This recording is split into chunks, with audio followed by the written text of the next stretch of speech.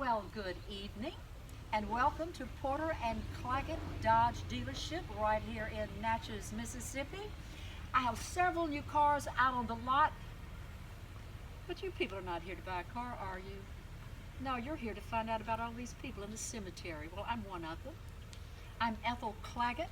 I was born in 1882 in Claiborne County, Mississippi, but moved to Natchez when I was just a little child. When I was a young woman, I was appalled that half the citizens in this country had absolutely no say in the running of it, and you know I'm talking about the women. And so I joined a group who were determined to right the wrong that denied women the right to vote. I joined the National Women's Equal Suffrage League, formed an organization here in Natchez, and I was president in charge of it. I have a letter that came from our headquarters in Washington, D.C. in 1913, and if you will allow me, I will read just part of it. Dear Ethel, let me congratulate you on the splendid work for equal suffrage and organizing a Natchez League.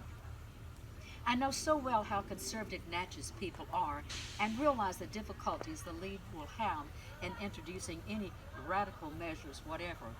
But more conservative places even than Natchez have been won to the cause of women, and I'm sure the people there will respond to the call, for it is a call for help from every woman in the world who has to work for her own living and for other people's.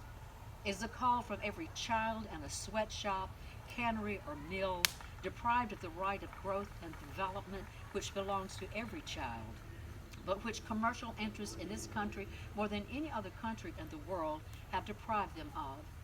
The reasons for women's suffrage are manifold and so impelling that the difficulty now lies in finding any good reason why women should not vote. Can you imagine my joy when in 1920 our efforts came to fruition and the 19th Amendment gave American women the right to vote? Here is our suffrage flag. Those stars on it represents each state that ratified that 1920s 19th Amendment. I was one of those single working women. Later, I was in charge of caring for my widowed mother. I started out in 1910 as an acting secretary for the Natchez Chamber of Commerce, and then I was elected to be secretary treasurer for commerce. I was the only person there who had a salary. I dabbled in business a little bit. I was the product manager, broker for gold medal flour, and I worked in real estate some, but my big break came in 1914 when a representative from the Dodge Brothers Company was coming to Natchez to offer some lucky businessman the franchise. Well, my business partner, Mabel Porter, and I took a leap of faith. We ordered a railroad car load of vehicles from Jackson, gambling that we could win that man over when he got here. Well, when he got to the train station, we spirited him away while those patient Natchez businessmen were downtown, and they were a little late because we became the first woman-owned Dodge dealership in America. Yes. Yes. The men around town called us Girls Town, and I suppose if you looked at our portraits, we did look rather feminine, so we decided to get out of that feminine garb and we put on business suits. We meant to be a force in the business world. I was in charge of sales. Mabel was in charge of parts and repair.